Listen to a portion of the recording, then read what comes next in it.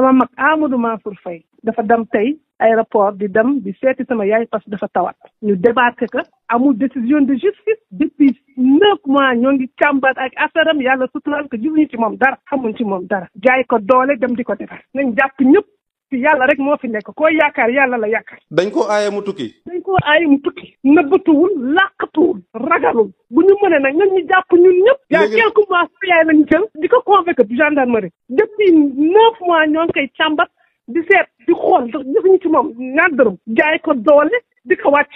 di ko toroxal. waaye mais yal na yàq naqati suñu borom. koo yaakaar rek yàlla la yaakaar. lan lañ ko reproché lan moo tax ñu dara reproché wuñ ko dara dañ ko jaay doole donc reproché wuñ ko dara lañ ko reproché dafa dara. lii fii rek la am ñëw amul décision de justice amul dara ngay nit toog parce que neex na le ñu ne doo tukki. doole dong lañ ko jaay doole dong lañ ko jaay defu leen dara day il s'oppose c'est un opposant qui s'assume man nii maa ko wax su xalaatu man sama àddina daa nekk di wax ci ay rajo mais lu mu laaj danañ ko ci def parce que defu leen dara depuis 8 mois xam nga 9 mois ñoo ngi koy enquête di woo ay xaritam di enquête ay xaritam di dugg ci këram di enquête ay xaritu doomam lu nekk ñoo ngi koy def ñoo ngi koy muñoo yàlla tey mu dem di seeti yaayam ñu koy débarqué naan xaw ma lan transmettre nañ seeni résultats au parquet donc c'est un dossier judiciaire en cours mais man du ma laal ci dossier judiciaire bi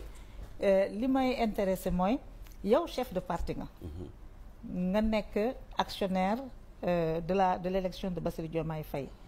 nga nekk actionnaire au même titre que Cheikh Tidiane Dièye mi nga xam ne chef de parti la mu nekk sa ministre de tutelle ngeen jotee ñu am yoo xam ne dañ ko teg ci sa ndodd ñu ne da nga jël oto boo xam ne ONAS moo lañ ci waroon def turam nga jël ko immatriculé ko ci sa tur muy benn ministre bi defal la demande d'explication pour que nga changer mbir bi beneen bi ñu accuser la de recrutement clanique et politicien beneen bi nga am ay divergence ak sa ministre de tutelle ci li nga xam ne moom mooy marché yi ñu doon préparé pour prendre en charge l'hivernage en cours problème bu amee le président de la République tranché mu décider sanctionner la yow est-ce que quelque part ñoom au vu de l'ensemble des éléments dont ils disposent est-ce qu'ils ne se sont pas fait une religion concernant cette affaire-là et peut-être votre culpabilité en vous limogeant est-ce que jàpp ñu ne yow yaa mérité ñu limoger la yow yaa commettre des fautes. alors loolu moo tax ma ne la donc li nga wax ni tontu naa ko ba pare parce que y a une situation d'urgence. mooy où on va vers des inondations annoncées dans la banlieue à Touba à Kaolack à Saint-Louis à Dakar. Quand une telle situation se présente doo toog di enquête di xool ko am dëgg ko amul dëgg administrativement tu prends la décision qui permet à l'État mu continuer fonctionner. mais justement fallait pas virer le DG de l'ONAS. Justement fallait pas virer le DG de l'ONAS. ñu ngi dem vers des inondations ils viennent d'arriver. Ils ne maîtrisent pas la situation. Même c'est un moindre mal par rapport au ministre qui est au-dessus de ONAS. Et c'est ça la réalité. État am na nu muy doxee da nga koy nungu tu vires le DG de ONAS. Donc vous acceptez votre sort. C'est normal nee naa la un état am na nu muy doxee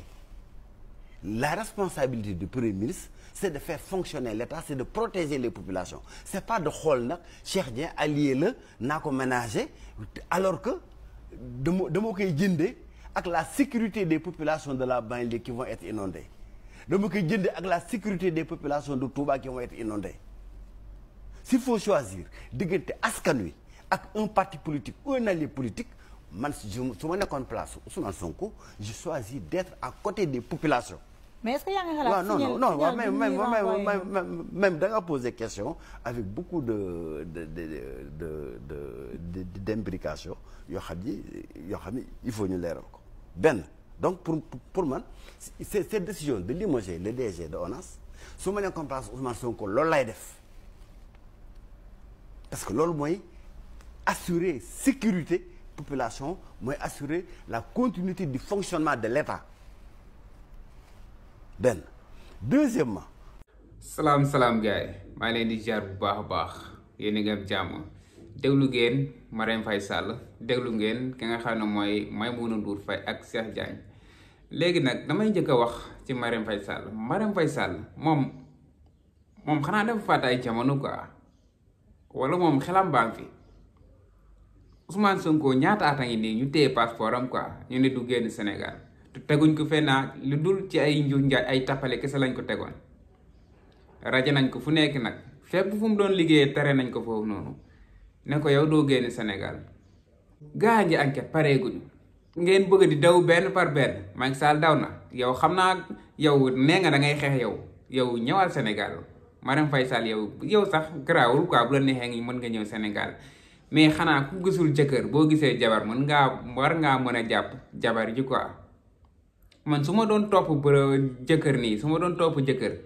jëkkër ji daw gisuma ko su ma gisee jabar damay jàpp jabar su ma gisee doom damay jàpp doom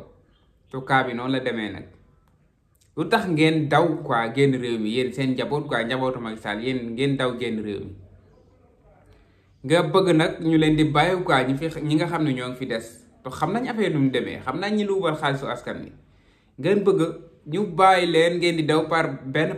ana Mame Mbaye Niang bi mu demee ba léegi ñëwaatagul te xaw ma maaka la tàggoo woon xaw ma fan la tàggoo woon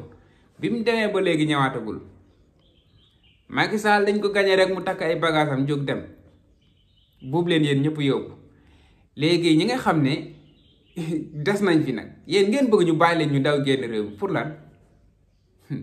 Marème Faye Sall lii dafa yomb torop mënu leen léegi xaalisu réew mi lu bal xaalisu askan bi bu pare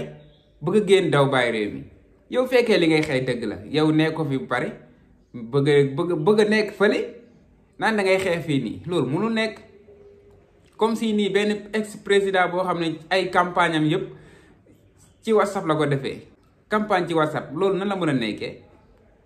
loolu du yëfu tàppet fekkee am nga fit fekkee da ngay xeex fekkee defoo dara looy daw booy daanu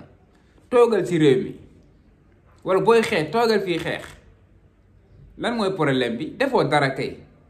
ñëwal ñi fi jot a des nag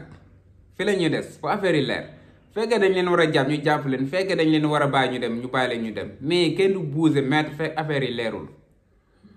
nekk du luubal xaalisu askan ba pare di am loolu leen di expliquer quoi Maimouna Ndour Faye ci moom laay ñëw wax ku gën a naafeq Maimouna Ndour Faye amul quoi ci àdduna man xaw ma lu tax yenn journalistes yi duñ rus quoi ak nuñ leen mën a wàcce ak nuñ leen mënti waxee dëgg ak nuñ leen mën a rusloo du tax ñu rus ñoom Maimouna Ndour Faye imagine leen rek bu amoon jom quoi dafa bëggoon jaxase Cheikh Diagne ak beneen Cheikh bi ñoom ñaar la bëggoon jaxase leen ak gouvernement bi loolu la bëggoon mais kii vrai patriote la